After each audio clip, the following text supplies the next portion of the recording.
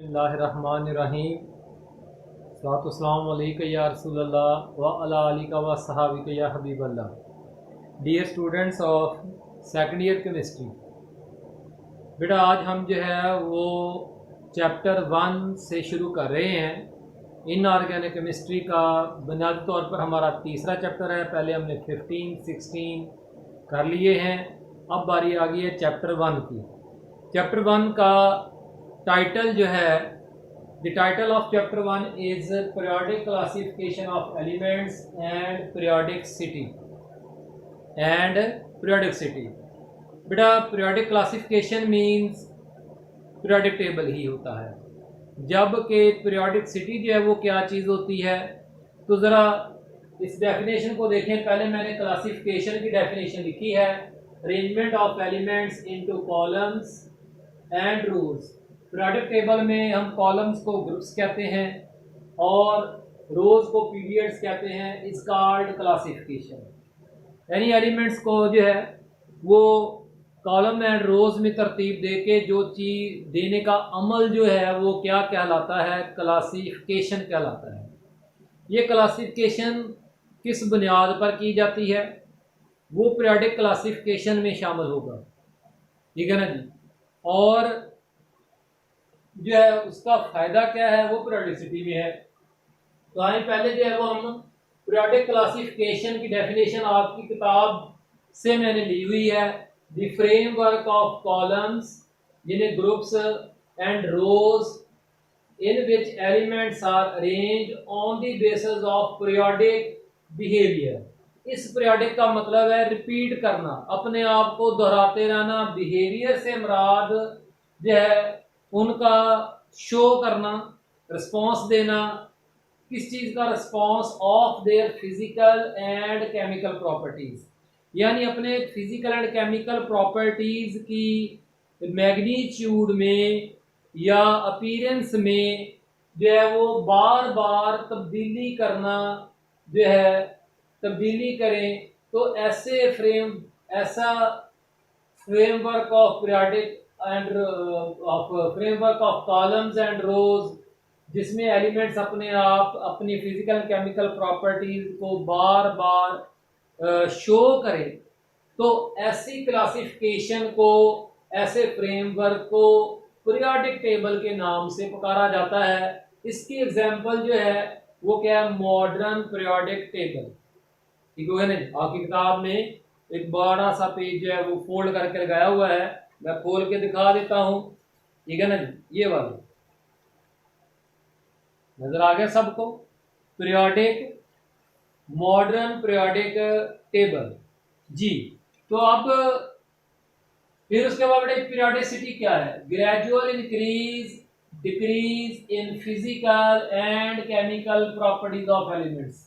Gradual change in physical and chemical properties of elements down the group, जिन्हें हम columns कहते हैं, along the period जिन्हें हम रोज कहते हैं, is called periodicity. Example given, increase in atomic size of atoms of elements down the group. Down the group, हम सबको पता है कि डाउन द ग्रुप जाते हुए एलिमेंट्स के एटम्स के एटॉमिक साइजेस बढ़ते जाते हैं, atomic radius, because number of shells are increasing. तो वो एटॉमिक साइज की जो वेरिएशन है वो एक पीरियोडिसिटी है, पीरियोडिसिटी है जी। तो अब हम बात शुरू करते हैं need of classification. Dear students, there are round about more than 92 elements present around us, and they have different physical and chemical properties. The knowledge of science what is different from the data or other knowledge is just because the knowledge of science, data of science is systematized. ये हमेशा मुनज़्ज़म होता है।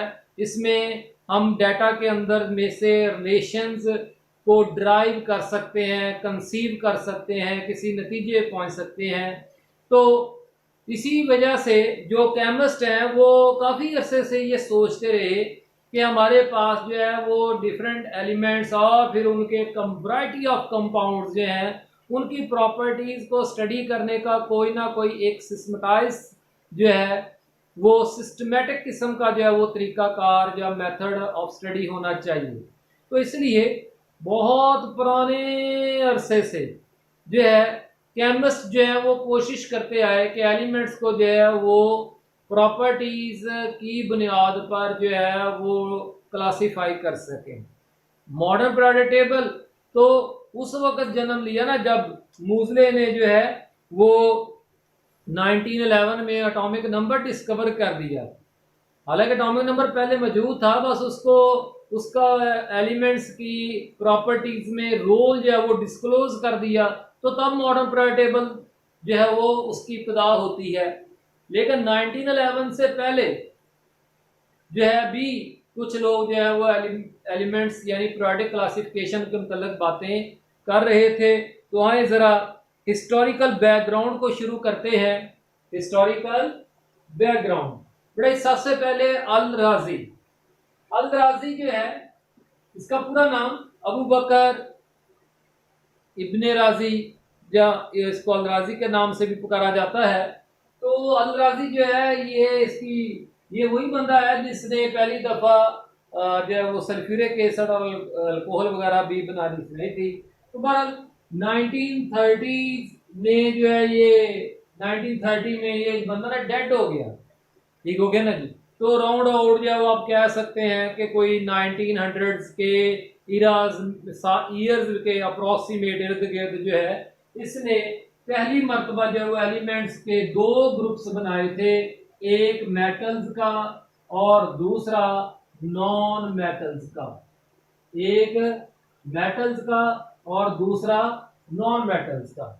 पहली classification, पहला table जो है वो अल राजी ने इस दुनिया को दिया था जी। 1930 के बाद बेटा जी बहुत सारे और भी लोगों के एलिमेंट्स की क्लासिफिकेशन के मतलब व्यूज आइडियाज आते रहे, लेकिन जो मोस्ट इंटरेस्टिंग एंड कॉम्प्रिहेंसिव किस्म का आइडिया था वो किसका था? डॉब्रिनर्स ट्राइड्स। डॉब्रिनर्स ट्राइड्स। डॉब्रिनर एक जर्मन केमिस्ट था। तो 1829 में इसकी पब्लिकेशन यानी इसका जो है वो एक साइंटिफिक रिसर्च जो है वो सामने आती है, जिसमें वो एलिमेंट्स को जो है वो तीन तीन के ग्रुप्स में तकसीम करता था। तो तीन एलिमेंट्स का ग्रुप क्या कहलाता था? Tried. Tried, a group of 3 elements based that average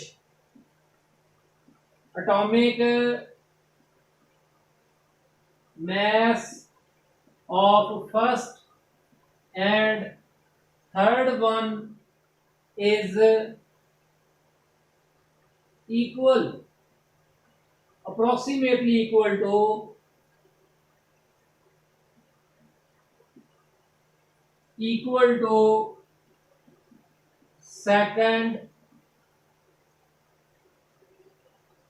second one यानी सेकंड एलिमेंट पहले। तो इस तरह से उसने मसलन फ्लोरीन, क्लोरीन, बोरोमीन का एक ट्राइड उसने बनाया था। तो फ्लोरीन और बोरोमीन की एटॉमिक मैसेज को जमा करता था, फिर उसको 2 से डिवाइड करता था, तो वो अप्रोक्सीमेटली जो है वो जो उसका एवरेज आता था वो क्लोरीन के बराबर आता था। तो ये पहली दफा, और इससे ये एक बड़ा अजीब सा यानी कि ना वो मतलब हालांकि ये नेचर के फैक्ट को में से ढूंढना एक बात थी, तो बेशक वो गलत रास्ते में चला गया।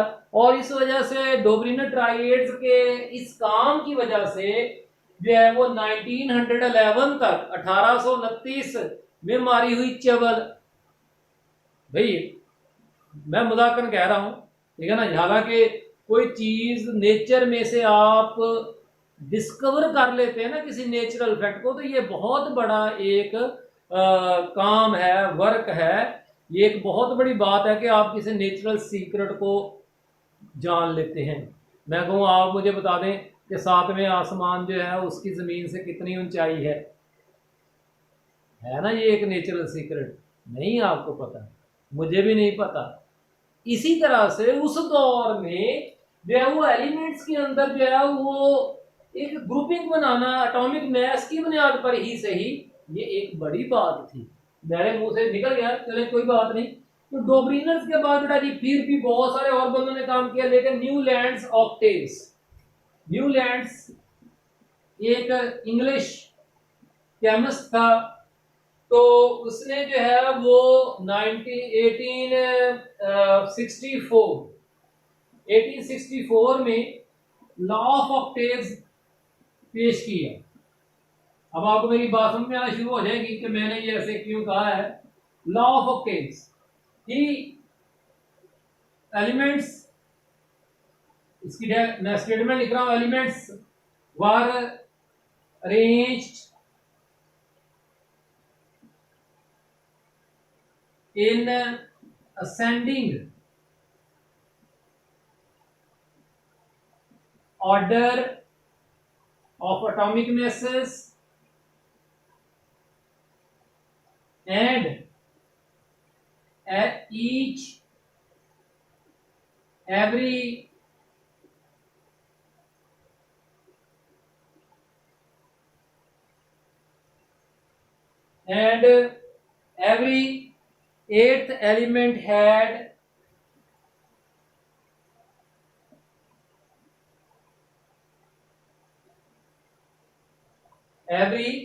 eighth element had some properties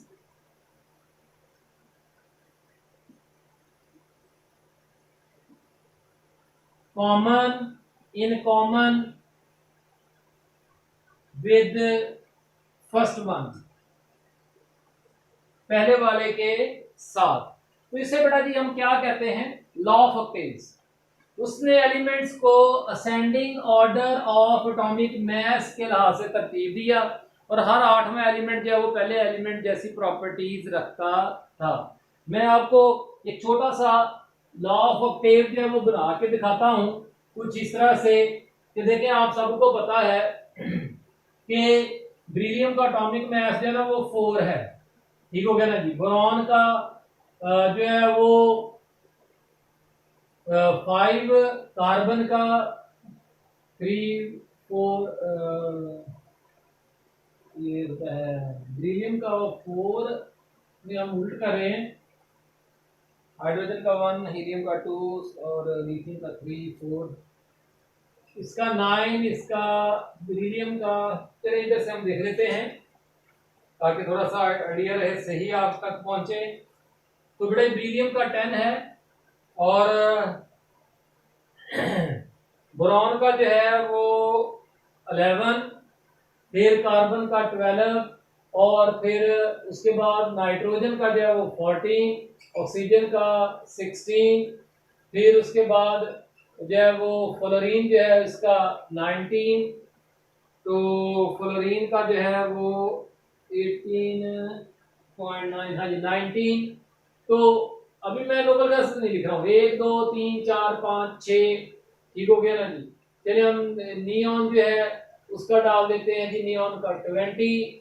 तो अब देखें ये पहला, दूसरा, तीसरा, चौथा, पांचवा, छठा, सातवां, ये आठवां जो है वो मैग्नीशियम जो है इसका, ये 7 हो गया ना जी। अब आठवां जो है वो उसका क्या आता था, जहाँ पे 24 हम डाल देते हैं।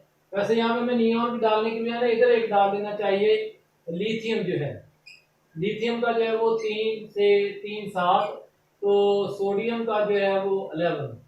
तो बहरहाल आप ये देख सकते हैं कि जो है वो सिलिकॉन जो है वो 28, और फास्फोरस 31, सल्फर 32, क्लोरीन जो है वो 35.5। बहरहाल एलिमेंट्स जो है उनको अरेंज किया गया है किसमें, ascending order of atomic masses. Ascending order of atomic masses, पहला, दूसरा, तीसरा, चौथा, पांचवा, छठा, सातवां, ये फिर आठवां। लिथियम और सोडियम की प्रॉपर्टीज एक जैसी हैं, बेरिलियम और मैग्नीशियम की प्रॉपर्टीज एक जैसी हैं, बोरॉन और एल्यूमिनियम की एक जैसी हैं, यानी दो। तो ये हर आठवां एलिमेंट जो है वो प्रॉपर्टीज में पहले वाले से एक जैसा है, तो ये दिया था। फिर बेटा जी बारी आ जाती है किसकी, मेंडलीव्स पीरियोडिक टेबल, सबसे ज्यादा मशहूर तरीन। मेंडलीव एक रशियन, डेमिट्री मेंडलीव पूरा नाम था, मेंडलीव्स पीरियोडिक टेबल। बेटा ये 1871 में, और रशियन पहली मर्तबा कोई मुकम्मल तौर पर कॉम्प्रिहेंसिव किस्म की पीरियोडिक टेबल दी है तो वो मेंडलीव ने दी है। बेटा जी मेंडलीव पीरियोडिक लॉ, मेंडलीव ने जो बहुत सारे उस वक्त के नोन एलिमेंट्स जो हैं वो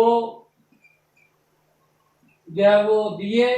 तो बेटा मेंडलीव लॉ के नाम से या मेंडलीव पीरियोडिक लॉ आपकी किताब में ये लॉ कुछ इस तरह से लिखा है कि by arranging the elements, arranging the elements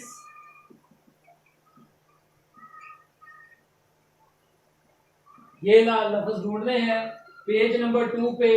arranging the elements in the ascending order atomic masses, he found that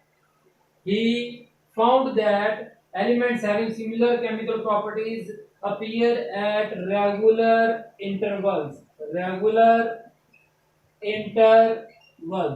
ये बड़ा जी मेंडलीव पीरियोडिक लॉ है। तो बड़ा जी मेंडलीव पीरियोडिक लॉ के जो है वो बहुत सारे एडवांटेजेस पीरियोडिक टेबल के थे। तो he predicted properties of some elements. Number 1, prediction of undiscovered elements.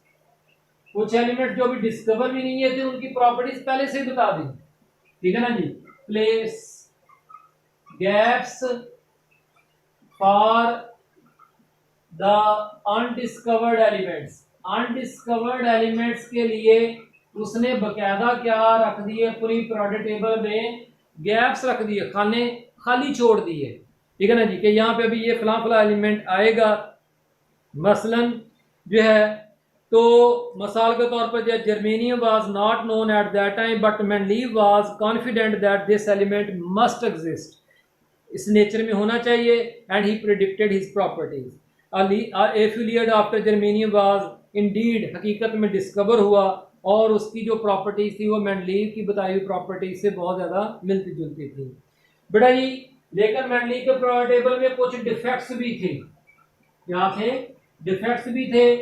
तो क्या जी कि एक तो उसने जो है वो मेटल जो है ना वो नॉर्मल एलिमेंट्स और जो ट्रांजिशन एलिमेंट्स थे उन सबको मिक्सअप किया हुआ था। एस ब्लॉक यानी कि जो है वो नॉर्मल एलिमेंट, ट्रांजिशन एलिमेंट्स। फिर उसने जो है वो नोबल गैसेस के लिए कोई अलहदा से जो है वो कोई क्लासिफिकेशन या कोई ऐसा ग्रुप वगैरह नहीं बनाया था। तो इस क्लासिफिकेशन जो है वो बरल फिर भी जो है वो जो है ना वो कोई इतनी अच्छी नहीं थी। तो 1911 में जो है वो जब मूजले जो है उसने एटॉमिक नंबर की, देखें मेंडलीव पीरियोडिक लॉ से एक बात जरा ना हमें जेहन में रख लेनी है कि जो है वो ये बात समझ में आती है कि केमिस्ट उस वक्त ये समझ रहे थे कि एलिमेंट्स की जो फिजिकल एंड केमिकल प्रॉपर्टीज की वजह है वो उनका एटॉमिक मैस है। जैसे जैसे एटॉमिक मैस बदलता है वैसे वैसे जो है उनकी फिजिकल एंड केमिकल प्रॉपर्टीज बदलती हैं। तो बेटा जी इंशाअल्लाह अगले लेक्चर में हम जो है वो improvements and Mendeleev periodic table और उसमें साथ जो है वो defects of Mendeleev periodic table भी आ जाएंगे, वो सारा कुछ करेंगे। मैं साथ आपको जो है वो सपोर्टिंग जो है वो मटेरियल भी प्रोवाइड करूंगा, उसको ज़रूर रीड करें और बल्कि उसको याद करें क्योंकि वो बने बनाए क्वेश्चंस होंगे, आपके लिए आसानी होगी। तो अल्लाह ताला हम सब के लिए आसानी पैदा फरमाए, आमीन, शुक्रिया।